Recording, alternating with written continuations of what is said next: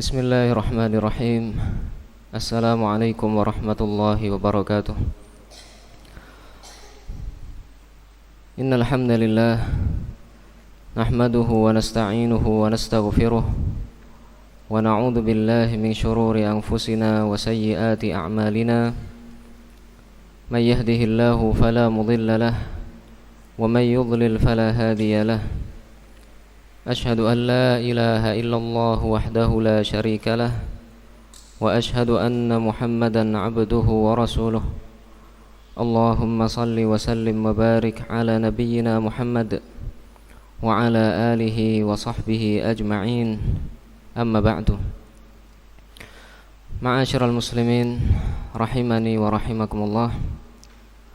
Alhamdulillah, pada kesempatan malam hari ini kembali kita bisa melanjutkan kajian kita membaca sebuah kitab yang berjudul Al-Qawa'idul Muthla fi Sifatillah wa Asma'ihil Husna. Kaidah-kaidah yang sangat istimewa tentang sifat-sifat Allah dan nama-namanya yang sempurna keindahannya. Pertemuan sebelumnya kita telah sampai pada kaidah yang kelima yang menyebutkan bahwa nama-nama Allah Subhanahu wa ta'ala itu ditetapkan berdasarkan dalil dari Al-Quran dan Sunnah. Tidak diperbolehkan untuk menetapkan nama bagi Allah Subhanahu wa ta'ala hanya murni dengan akal, tanpa ada landasan dari Al-Quran dan Sunnah. Beliau menyebutkan dua hal mengapa tidak diperbolehkan menetapkan nama bagi Allah Subhanahu wa ta'ala tanpa ada landasan dari Al-Quran dan Sunnah. Sebab yang pertama, karena akal manusia terbatas, sehingga akal manusia tidak mengerti nama apa yang sesuai, yang layak bagi Allah Subhanahu wa ta'ala. Maka menetapkan nama bagi Allah Subhanahu wa ta'ala hanya sebatas murni dengan akal, tanpa dilandasi dengan dalil dari Al-Quran dan Sunnah, itu termasuk berbicara terhadap Allah Subhanahu wa ta'ala tanpa ilmu. Kemudian hal yang kedua, mengapa tidak diperbolehkan menetapkan nama bagi Allah Subhanahu wa ta'ala tanpa landasan dalil syar'i? Karena itu bertentangan dengan adab kepada Allah Subhanahu wa ta'ala, bertentangan dengan sikap ketundukan seorang muslim kepada Allah Subhanahu wa ta'ala. Kita lanjutkan pada kaidah berikutnya, kaidah yang keenam. Qala rahimahullahu ta'ala al-qa'idatus sadisah. Kaidah yang keenam. Asma'ullahi ta'ala ghairu mahsuratin bi'adadin muayyan. Nama-nama Allah ta'ala itu tidak dibatasi dengan bilangan tertentu. Nama-nama Allah Subhanahu wa ta'ala tidak dibatasi dengan jumlah tertentu. Pada kaidah yang keenam ini, penulis rahimahullah, beliau menyebutkan 4 pembahasan. Yang pertama adalah dalil yang menunjukkan bahwa nama-nama Allah Subhanahu wa ta'ala tidak dibatasi dengan jumlah tertentu. Kemudian yang kedua, bagaimana menggabungkan kaidah ini dengan hadis Rasulullah sallallahu alaihi wasallam yang menyebutkan bahwa Allah Subhanahu wa ta'ala memiliki 99 nama. Jadi seolah-olah bertentangan ketika dikatakan bahwa nama-nama Allah Subhanahu wa ta'ala tidak dibatasi dengan bilangan tertentu. Padahal ada hadis yang menyebutkan bahwa Allah Subhanahu wa ta'ala memiliki 99 nama. Ini pembahasan yang kedua yang beliau sebutkan, bagaimana menggabungkan antara dua hal tadi yang kelihatannya saling bertolak belakang. Kemudian yang ketiga, pembahasan yang ketiga yang beliau sebutkan di dalam kaidah yang keenam ini, bahwa hadis yang menyebutkan tentang 99 nama bagi Allah Subhanahu wa taala tidak sahih. Hadis yang menyebutkan tentang 99 nama bagi Allah Subhanahu wa taala, maksudnya 99 itu disebutkan semuanya, itu tidak sahih. Dan yang keempat, penulis rahimahullah, beliau menyebutkan 99 al-asmaul husna, nama-nama Allah Subhanahu wa taala yang beliau simpulkan dari dalil-dalil Al-Quran dan Sunnah. Ini 4 pembahasan yang beliau sebutkan pada kaidah yang keenam. Yang pertama, dalil tentang kaidah itu, bahwa nama-nama Allah Subhanahu wa ta'ala tidak dibatasi dengan bilangan tertentu. Kemudian yang kedua, menggabungkan kaidah ini yang disebutkan tadi dengan hadis yang menunjukkan bahwa Allah Subhanahu wa ta'ala memiliki 99 nama. Kemudian yang ketiga, penyebutan 99 nama di dalam sebuah hadis itu tidak sah, tidak sahih hadisnya. Kemudian yang keempat, penulis rahimahullah, beliau menyebutkan 99 al-asmaul husna, nama-nama Allah Subhanahu wa ta'ala yang beliau simpulkan dari Al-Quran dan Sunnah. Pembahasan yang pertama, dalil tentang kaidah yang keenam ini.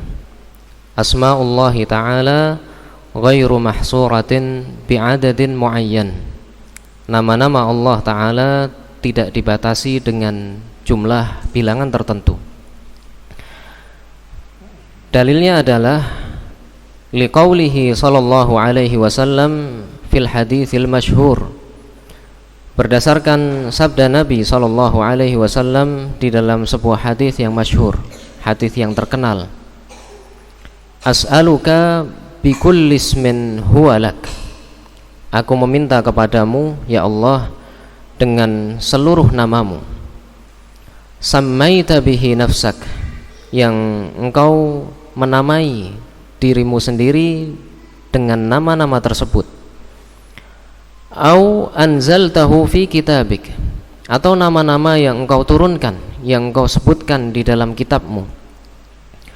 Au 'allamtahu ahadan min khalqik, atau yang engkau ajarkan kepada salah seorang dari hambamu, maksudnya yang diajarkan kepada Nabi Muhammad sallallahu alaihi wasallam. Kemudian yang terakhir, awista'tharta bihi fi ilmil ghaibi 'indak. Begitu juga aku meminta kepadamu dengan nama yang engkau simpan dalam ilmu ghaib di sisimu. Nama yang engkau simpan di dalam ilmu ghaib di sisimu. Nama-nama Allah Subhanahu wa ta'ala yang disebutkan di dalam Al-Quran dan di dalam Sunnah itu bisa diketahui. Kemudian yang terakhir tadi adalah nama yang Allah Subhanahu wa ta'ala simpan di dalam ilmu ghaib, dan itu tidak kita ketahui. Al-haditsu rawahu Ahmad wa Ibnu Hibban wal Hakim wa huwa sahih. Hadis ini diriwayatkan oleh Ahmad, Ibnu Hibban, Al-Hakim wa huwa sahih, dan itu adalah hadis yang sahih. Wa masta'tharallahu ta'ala bihi fi ilmil ghaib la yumkinu li ahadin hasruhu. Dan yang disimpan oleh Allah Subhanahu wa ta'ala di dalam ilmu ghaib, yang disimpan oleh Allah Subhanahu wa ta'ala di dalam ilmu ghaib, la yumkinu li ahadin hasruhu, tidak mungkin bagi siapapun untuk mengetahui jumlahnya. Walal ihatatu bihi, demikian juga tidak mungkin bagi seseorang untuk mengetahuinya. Yang ini menunjukkan bahwa nama-nama Allah Subhanahu wa ta'ala tidak dibatasi dengan jumlah bilangan tertentu. Ada nama-nama Allah Subhanahu wa ta'ala yang tidak kita ketahui, yang disimpan oleh Allah Subhanahu wa ta'ala dalam ilmu ghaib di sisinya. Kemudian pembahasan yang kedua, bagaimana dengan hadis yang menyebutkan bahwa Allah Subhanahu wa ta'ala memiliki 99 nama.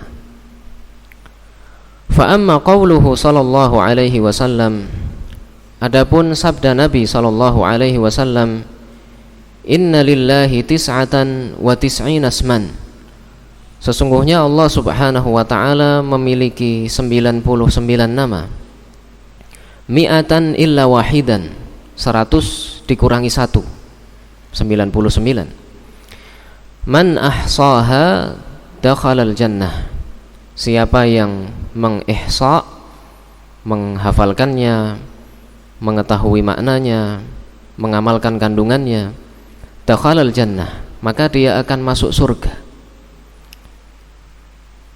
Hadis ini menunjukkan bahwa Allah Subhanahu wa ta'ala memiliki 99 nama. Apabila seseorang menghafalnya, mengetahui maknanya, mengamalkannya, maka dia akan masuk surga. Dan ini tidak menunjukkan pembatasan. Tidak menunjukkan pembatasan. Fala yadullu ala hasril asma'i bihadzal adad. Ini hadis ini tidak menunjukkan pembatasan nama-nama Allah Subhanahu wa ta'ala dengan bilangan tersebut. Tidak menunjukkan bahwa nama-nama Allah Subhanahu wa ta'ala itu hanya 99. Tidak. Walau kana al-muradul hasra, dan seandainya maksud dari hadis tersebut adalah membatasi, lakanatil ibaratu inna asma'allahi tis'atun wa tis'una asman man ahsaha dakhalal jannah. Kalau seandainya maksud dari hadis tersebut adalah menunjukkan pembatasan, maka redaksi lafal hadisnya adalah inna asma'allahi tis'atun wa tis'una asman, sesungguhnya nama-nama Allah Subhanahu wa ta'ala berjumlah 99. Kalau tadi sesungguhnya Allah Subhanahu wa ta'ala memiliki 99 nama, barang siapa yang mengihsa'nya maka dia akan masuk surga. Itu tidak menunjukkan pembatasan. Kalau yang dimaksud adalah pembatasan, maka akan disebutkan sesungguhnya nama-nama Allah Subhanahu wa ta'ala berjumlah 99. Ini akan menunjukkan pembatasan. Man ahsaha dakhalal jannah, siapa yang mengihsa'nya dia akan masuk surga. Au nahwa dzalik, atau yang semisal dengan itu. Idzan fa ma'nal hadis, maka makna dari hadis tersebut, anna hadzal adada min sya'nihi anna man ahsahu dakhalal jannah, bahwa 99 nama tadi, siapa yang menghafalnya, memahami maknanya, mengamalkan kandungannya, dia akan masuk surga. Wa ala hadza fayakunu qawluhu man ahsaha dakhalal jannah jumlatan mukammilatan lima qablaha. Sehingga sabda Rasulullah sallallahu alaihi wasallam, man ahsaha dakhalal jannah, siapa yang menghafal, mengetahui maknanya, mengamalkan kandungannya, dia akan masuk surga. Itu adalah kalimat yang menyempurnakan kalimat sebelumnya, walaisat mustaqillah, dan bukan kalimat tersendiri. Supaya lebih jelas, penulis rahimahullah beliau menyebutkan contoh. Wa nadhiru hadza an taqul, dan semisal dengan itu engkau mengatakan, indi mi'atu dirham a'dadtuha lis-sadaqah. Kalau seseorang mengatakan saya memiliki 100 dirham yang saya persiapkan untuk bersedekah, apakah berarti harta yang dia miliki hanya 100 dirham? Kan tidak. Masih ada yang lain. Cuma yang disebutkan di situ itu yang akan dia sedekahkan. Yang dia sebutkan tadi itu yang akan disedekahkan.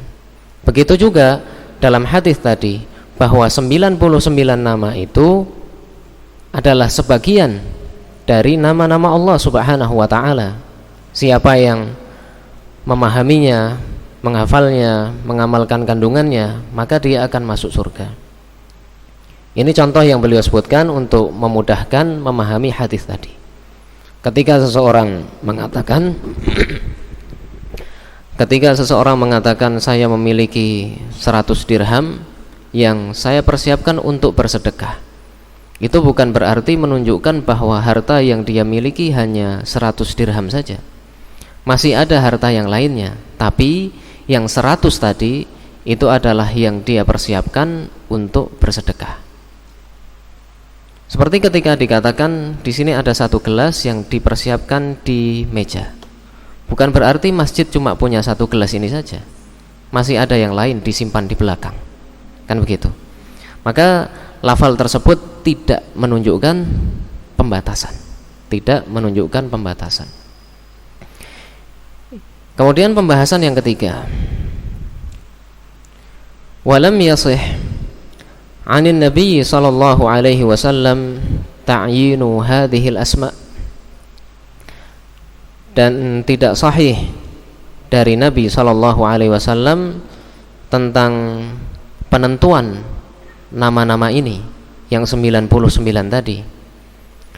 Wal haditsul marwiyyu anhu fi ta'yiniha dha'if, dan hadis yang diriwayatkan dari beliau yang menyebutkan 99 nama bagi Allah Subhanahu wa ta'ala itu adalah hadis yang lemah. Jadi 99 nama bagi Allah Subhanahu wa ta'ala disebutkan di dalam sebuah hadis tersebut lemah. Beliau menukil dua ucapan ulama yang menunjukkan bahwa hadis tersebut dhaif, lemah. Yang pertama, qala Syekhul Islam Ibnu Taimiyah fil Fatawa. Syekhul Islam Ibnu Taimiyah di dalam kitab Al-Fatawa safhata 83 wa 300 di halaman 383 minal mujalladis sadis, dari jilid yang ke-6, min Majmu' Ibni Qasim, dari fatwa-fatwa yang dihimpun oleh Ibnu Qasim. Beliau berkata, ta'yinuha laisa min kalamin Nabi sallallahu alaihi wasallam bittifaqi ahlil ma'rifati bihadithihi. Penyebutan 99 nama di dalam sebuah hadis yang diriwayatkan dari Rasulullah sallallahu alaihi wasallam itu bukan sabda beliau.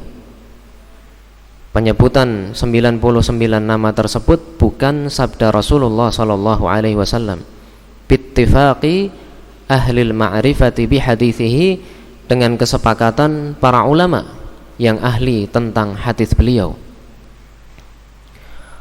Wa qala qabla dhalika safhata 79 wa 300, dan beliau juga berkata sebelum itu di halaman 379, innal walida dzakaraha an ba'dhi syuyukhihi syamiyyin, bahwa Al-Walid bin Muslim, salah satu perawi hadis tersebut, menyebutkannya dari sebagian guru-gurunya yang berasal dari negeri Syam.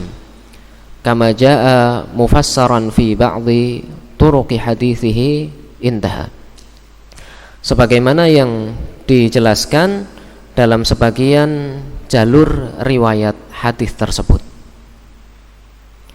Ini ucapan Syekhul Islam Ibnu Taimiyah yang beliau bawakan di sini, yang menunjukkan bahwa hadis tersebut tidak sahih, dan penyebutan itu berasal dari seorang perawi yang meriwayatkan hadis itu yang dia dengarkan dari salah seorang gurunya.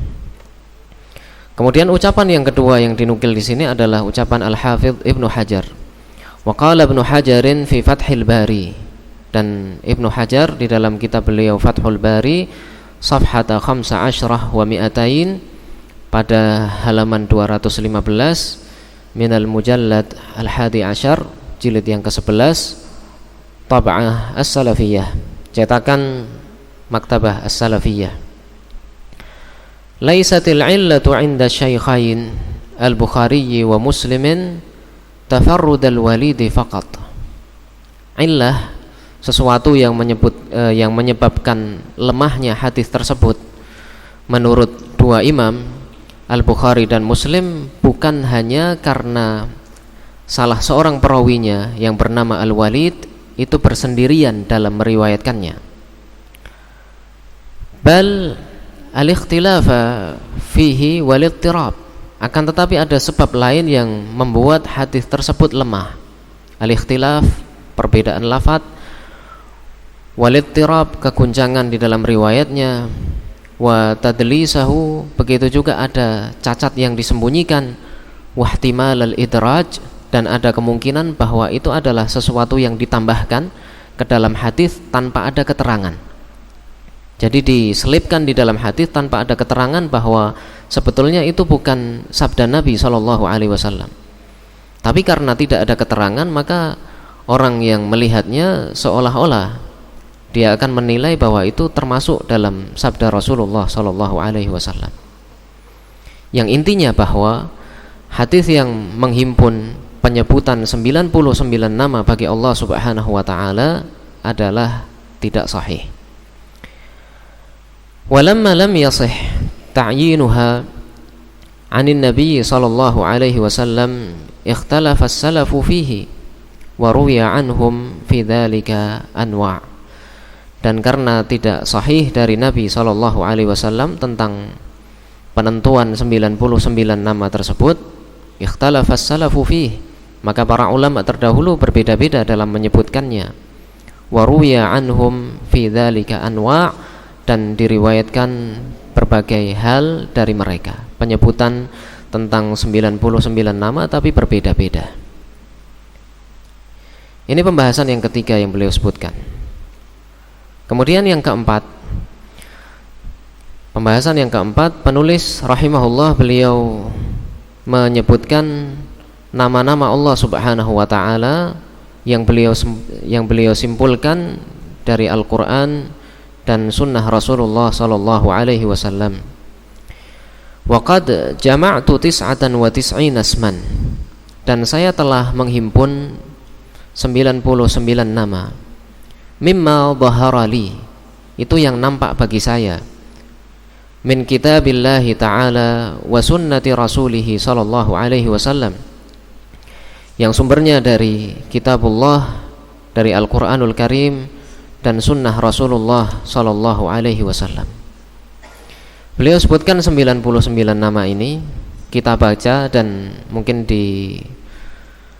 dimaknakan secara ringkas. Kemudian kalau pendalaman maknanya itu bisa disimak di kajian seperti fikih Al-Asmaul Husna misalnya. Famin kitabillahi ta'ala, nama-nama yang berasal dari kitabullah ta'ala, dari Al-Qur'anul Karim. Dan beliau sebutkan di sini 81 nama yang berasal dari Al-Qur'anul Karim. Yang pertama adalah Allah. Itu adalah nama yang paling khusus baginya, yang maknanya adalah Dzul Uluhiyah, yang berhak untuk diibadahi, yang berhak untuk diesakan dalam ibadah. Kemudian yang kedua, Al-Ahad. Al-Ahad maknanya adalah yang Maha Esa, yang Maha Tunggal, tidak ada yang serupa dengannya, tidak ada yang bisa menandinginya. Yang ketiga adalah Al-A'la, yang Maha Tinggi, yang Maha Tinggi zatnya. Allah Subhanahu wa ta'ala tinggi di atas makhluk-makhluknya, begitu juga tinggi sifat-sifatnya dan tinggi kekuasaannya. Yang keempat adalah Al-Akram, maknanya adalah yang Maha Mulia, begitu juga bisa dimaknakan yang Maha Dermawan, yang Maha Mulia atau yang Maha Dermawan. Yang kelima adalah Al-Ilah. Al-Ilah itu maknanya mirip dengan lafdzul jalalah Allah yang berhak untuk diisahkan dalam uluhiyah, dalam peribadatan. Yang keenam adalah al-awwal, yang maha pertama.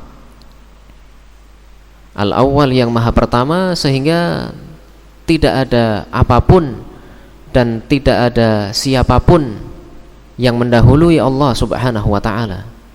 Tidak ada apapun dan tidak ada siapapun sebelum Allah Subhanahu wa ta'ala. Dialah yang maha pertama. Yang ketujuh adalah al-akhir, yang maha terakhir. Maknanya adalah yang maha kekal. Setelah makhluk-makhluk semuanya mati, seluruh makhluk mati, dan Allah Subhanahu wa ta'ala memiliki kehidupan yang sempurna, tidak pernah mati. Sehingga makna dari al-akhir adalah yang maha kekal. Kemudian al-dhahir. Al-dhahir maknanya tidak ada yang lebih tinggi dari Allah Subhanahu wa ta'ala. Sehingga al-dhahir itu maknanya seperti al-a'la, yang maha tinggi. Yang kesembilan adalah al-batin, maknanya yang maha dekat. Jadi dari satu sisi Allah Subhanahu wa ta'ala dia adalah yang maha tinggi, berpisah dengan makhluknya. Dan nama Allah Subhanahu wa ta'ala yang lainnya adalah al-batin, yang maha dekat. Dekat kepada sebagian hambanya dengan ilmunya. Allah Subhanahu wa ta'ala mengetahui apa yang dilakukan oleh hambanya, mengawasinya. Demikian juga Allah Subhanahu wa ta'ala memberikan pertolongan bagi hamba-hambanya yang dia pilih. Itu makna al-batin, yang maha dekat. Yang ke-10 adalah al-bari atau al-bari, dengan menggunakan hamzah atau hamzahnya dihilangkan. Al-bari atau al-bari, yang maknanya adalah yang menciptakan, yang maha mencipta tanpa ada contoh sebelumnya. Yang mencipta, yang maha mencipta tanpa ada contoh sebelumnya. Yang ke-11 adalah al-bar, maknanya yang maha baik.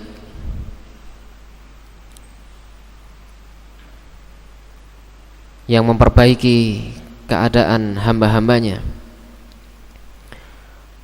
Yang ke-12 al-basir, yang maha melihat, melihat segala sesuatu.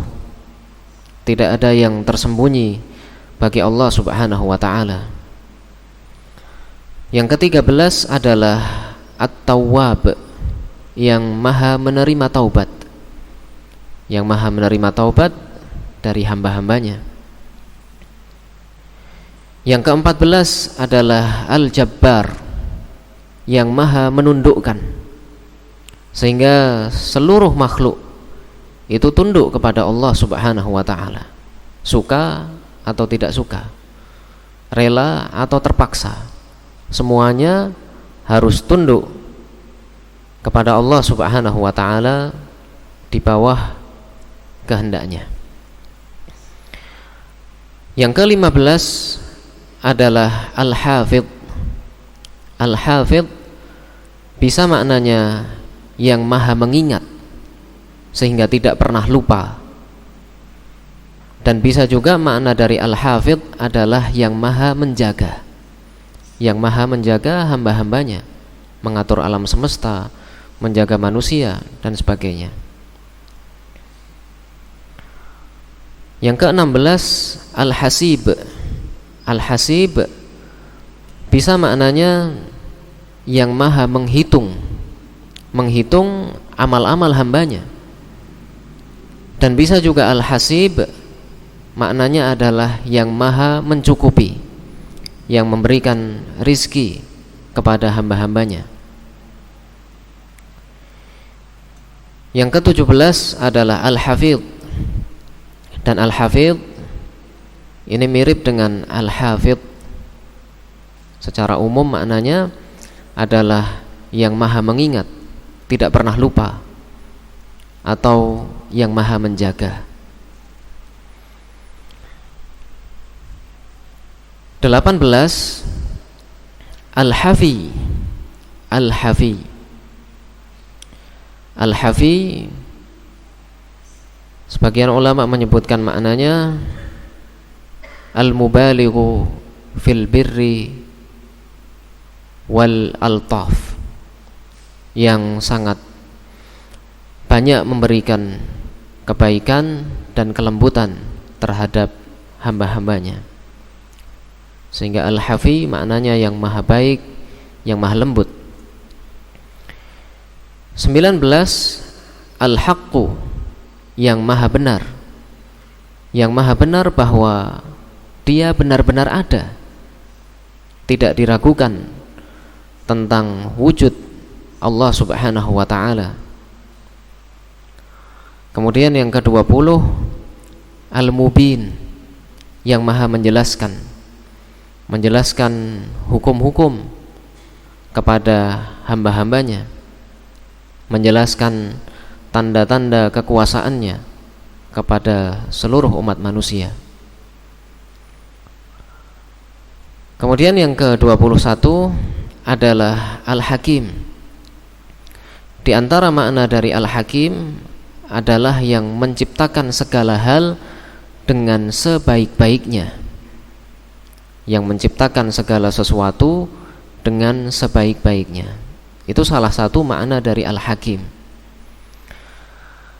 Kemudian 22, Al-Halim, yang maha lembut.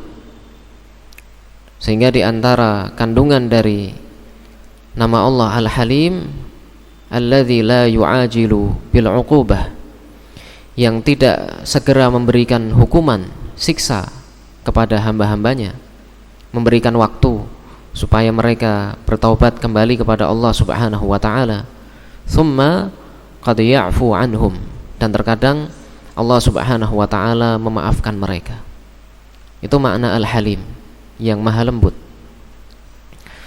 Kemudian 23, Al-Hamid, yang maha terpuji, yang berhak untuk mendapatkan segala bentuk pujian dan sanjungan. 24, Al-Hayyu, yang maha hidup, yang sempurna kehidupannya, tidak didahului dengan tidak ada, tidak butuh tidur. Begitu juga Allah subhanahu wa ta'ala, kehidupannya tidak diakhiri dengan kematian. 25 adalah Al-Qayyum. Di antara makna dari Al-Qayyum adalah yang maha mengatur, yang maha mengatur segala urusan manusia, yang maha mengatur seluruh alam semesta. 26, Al-Khabir, yang maha mengetahui hakikat dari segala sesuatu, maha mengetahui hakikat dari segala sesuatu. 27, Al-Khaliq, yang maha mencipta. 28, Al-Khallaq, ini mirip dengan yang sebelumnya, yang maha mencipta. 29, Ar-Rauf, yang sangat merahmati, sangat mengasihi hambanya. 30, Ar-Rahman. Ar-Rahman itu maknanya bahwa Allah subhanahu wa ta'ala memiliki sifat rahmat yang sangat luas. Allah subhanahu wa ta'ala memiliki sifat rahmat yang sangat luas. Kemudian Ar-Rahim maknanya adalah yang merahmati siapa saja yang dia kehendaki dari hamba-hambanya. Sehingga kalau Ar-Rahman itu maknanya bahwa Allah subhanahu wa ta'ala memiliki sifat rahmat yang luas. Kalau Ar-Rahim maknanya Allah subhanahu wa ta'ala merahmati, mengasihi siapa saja yang dia kehendaki dari hamba-hambanya. Ini 4 pembahasan dari kaidah yang keenam yang disebutkan oleh penulis rahimahullah. Jadi beliau sebutkan di dalam kaidah yang keenam ini bahwa nama-nama Allah Subhanahu wa taala tidak dibatasi dengan jumlah bilangan tertentu. Dalilnya adalah sabda Rasulullah sallallahu alaihi wasallam, "Awista'tharta bihi fi ilmil ghaibi 'indak." Aku berdoa dengan nama-namamu yang engkau simpan di dalam ilmu ghaib di sisimu. Sehingga para ulama ketika mereka menyimpulkan nama-nama Allah Subhanahu wa taala dari Al-Qur'an dan Sunnah, bisa jadi yang mereka simpulkan lebih dari 99 nama. Kemudian yang kedua, bahwa kaidah ini tidak bertentangan dengan sabda Rasulullah sallallahu alaihi wasallam yang menyebutkan bahwa dia memiliki 99 nama, bahwa Allah Subhanahu wa taala memiliki 99 nama. Itu seperti ucapan seseorang, saya memiliki uang 100 yang akan digunakan untuk bersedekah. Itu tidak menunjukkan pembatasan bahwa jumlah uang yang dia miliki hanya 100 saja. Tapi maksudnya dia ingin menyampaikan bahwa 100 itu adalah bagian dari uang yang dia miliki yang akan dia gunakan untuk bersedekah. Yang ketiga, bahwa penyebutan 99 nama di dalam sebuah hadis itu tidak sahih hadisnya. Dan yang keempat, penulis rahimahullah, beliau menghimpun 99 nama dari Al-Qur'anul Karim dan dari sunnah Nabi sallallahu alaihi wasallam. 31 telah kita baca. Insyaallah selanjutnya akan kita bahas pada pertemuan berikutnya. Semoga bermanfaat bagi kita semua. Mohon maaf apabila banyak kekurangan. Subhanakallahumma wa bihamdik, asyhadu an la ilaha illa anta, astaghfiruka wa atubu ilaik. Wassalamualaikum warahmatullahi wabarakatuh.